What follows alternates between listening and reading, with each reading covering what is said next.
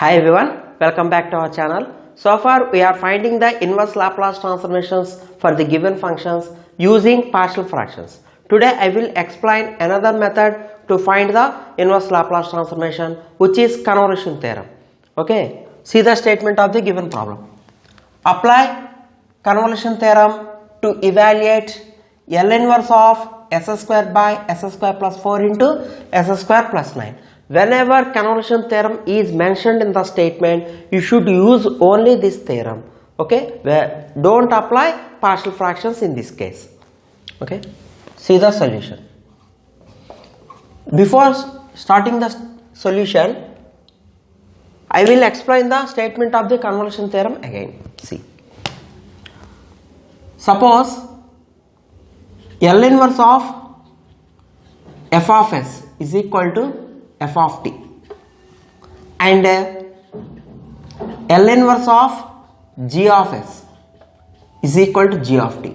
Suppose we have two functions in terms of s.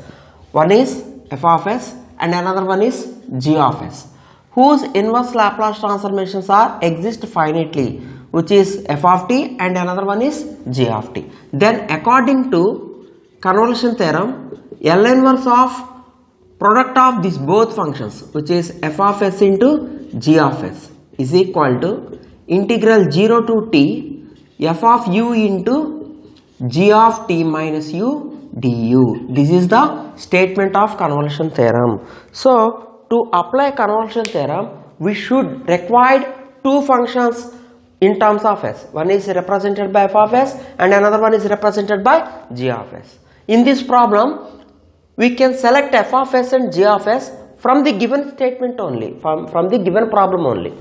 Okay, see here.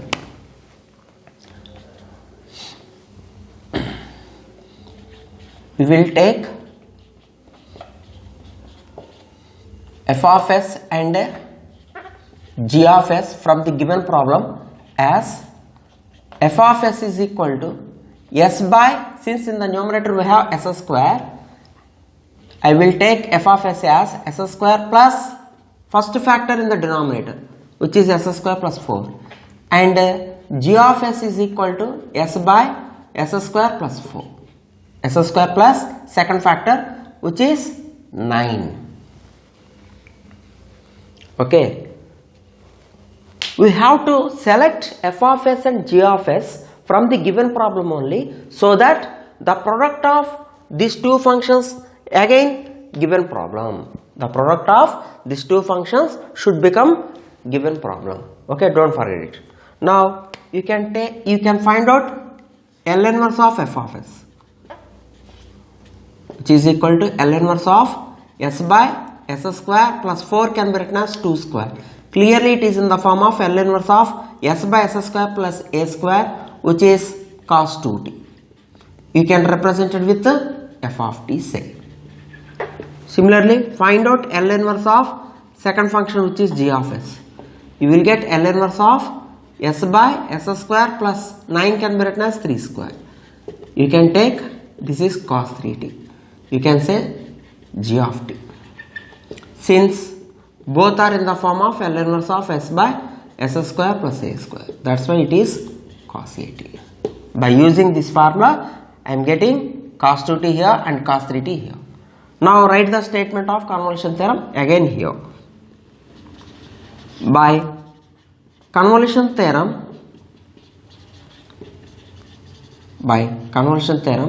on inverse Laplace transform, this is the formula for L inverse of f of s into g of s is equal to integral 0 to t f of u into g of t minus u du. Replace all values in this formula.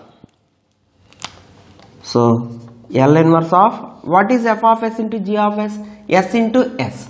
So you will get s square in the numerator by s square plus 4 into s square plus 9. Automatically you will get given problem. S square plus 4 into s square plus 9 is equal to integral 0 to t f of u. What is f of u? In this f of t, you should replace t by u.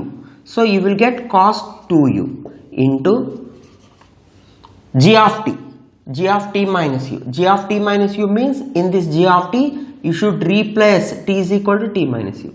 So already cos 3 is there. Cos 3 of t is nothing but t minus u into du. Now it is enough to simplify this integration. I will simplify the integration in this side. See, since two trigonometric terms are in product, it is not possible to take the integration directly. That's why I will multiply with 2 and divide with 2 in the outside. See, that is equal to, the right hand side becomes half into integral 0 to t, multiply with 2 now because we are dividing with 2 in the outside. 2 into cos 2u into cos of, take this 3 to inside, you will get 3 times of t minus 3 times of u into d. Clearly we are observing that this is in the form of 2 cos a cos b form. 2 cos a cos b form. By using trigonometric transformation formula, 2 cos a cos b is equal to cos of a plus b plus cos of a minus b. According to this formula, above integration becomes to half into integral 0 to t cos of a plus b. What is a? 2u, bracket open, plus what is b? 3t minus 3u, plus cos of a minus b.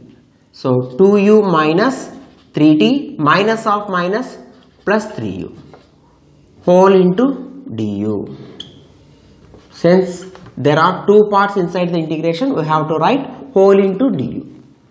Now simplify the angles. Half into integral 0 to t cos of 2u minus 3u, which is minus u. So 3t minus u plus cos of 2u plus 3u, which is 5u minus 3t whole into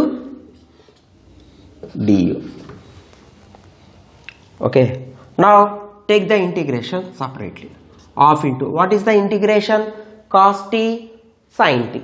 Okay, so integration of cos is nothing but sin of 3t minus u. Since we are taking the integration with respect to u, you should write the coefficient of u in the denominator, which is minus 1.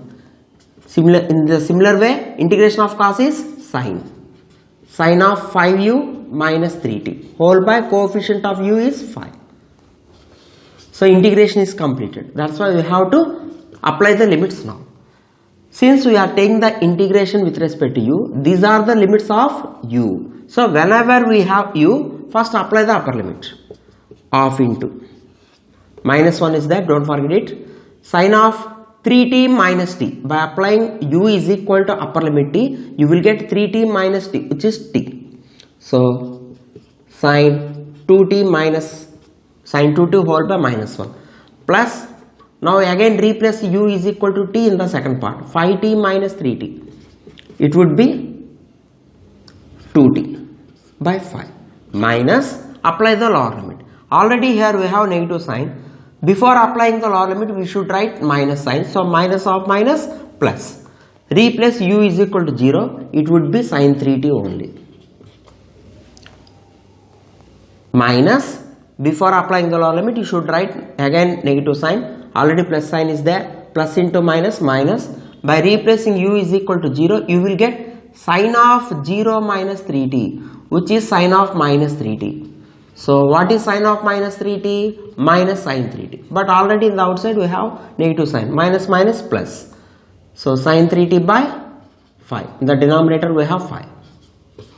In this way we have to apply the limits of u. Okay. So half into. Now take the LCM for this both terms. What is the LCM? 5 is the LCM. So you have to multiply with 5 now. So it is minus 5 sin 2t plus sin 2t. Minus 5 sin 2t plus sin 2t. Plus here also 5 is the LCM. 5 sin 3t plus sin 3t So 1 by 5 is the common term. You will get 1 by 10 here. First write this term, 5t plus 5 sin 3t plus sin 3t. It would be 6 sin 3t.